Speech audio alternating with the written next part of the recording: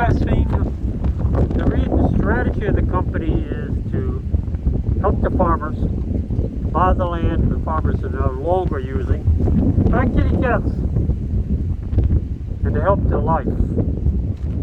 Now, my envision when I started this idea was, this strategy, this project, I saw the need of being a farmer. I wanted to be a farmer when I was a child, but I was forced into go to military school, war college that I was supposed to go to, but I didn't. I abandoned everything because of the tragedy of the family. And I'm glad I did, because as a businessman, I've been an entrepreneur, what they call now a serial entrepreneur, since the early 60s. 63, 64, even though I was a young boy. I had a garden, well, not really a garden, a yard, backyard, filled with 1955s and 1957s Chevrolets, Bel Air, convertibles. My mother told me that got to do something about the backyard, so I had to start it from there, buying and reselling.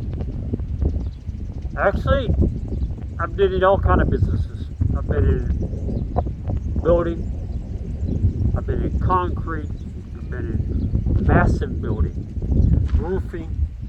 I was a journalist, a gentleman, sorry about that. I'm a union car carrier in 3 unions in America. In fact, we're not going to talk about them because they never given me any of my retirement, by the way. They took the money, but I didn't get a penny from the AFL-CIO. But here I am. I'm bringing to this heavy experience in merger and acquisitions, financial brokering. Some of the things I did while in America, I had a financial brokering. I was doing factorations. You gotta look that one up if you don't know about it. Basically buying the billings of a company for 80 cents on the dollar and then collecting on it. Then as it went down in time,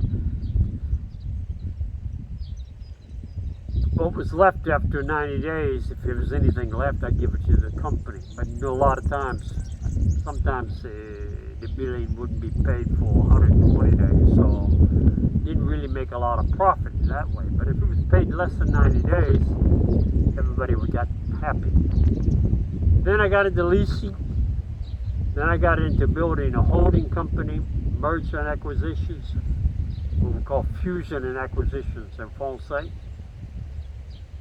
And then one day I was sitting around in the office in the bank building on the 30th floor, looking down, listening to my financial partner, the CPA, who eventually I understand he enjoyed free room and board in California. He was talking about the counting, the books. That's when I learned you cook the books. He talked about accounting for small investors, the large investors, accounting for the banks, accounting for the IRS, and then there was accounting for us, the two partners. And I said to myself, there's one for the set of books for the small investors, there's one for the big investors, there's one for the banks, one for the IRS, and the robber barons. Then there's us.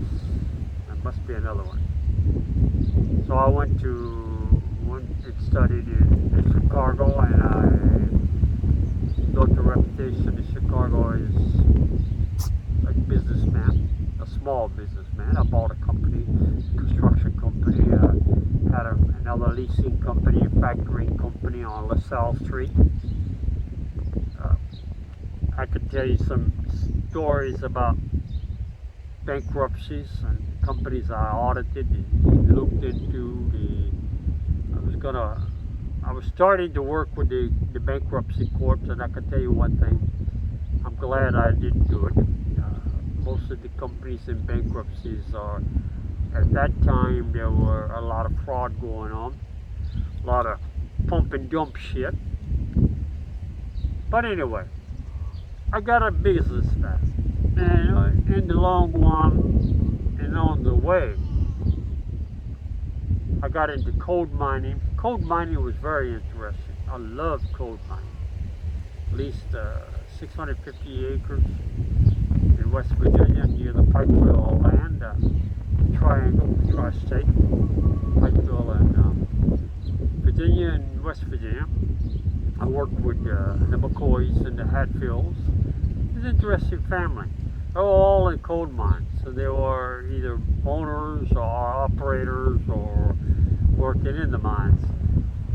Strip mining at that time, I don't remember who the president was, but it was basically the price of the coal went from $12 a ton to $90 a ton. And when you're producing at 9 or 7 and you're selling at 90, you make a lot of money. So businesses, I have learned over the years. I've been in real estate development. I developed in Chicago. I developed in Pennsylvania. I developed in France, Switzerland. In fact, I'm going to be doing development here in Sicily. It's a very good area for developing real estate. There are things to be done. There's a village to be made. So come invest with us. Have a good day.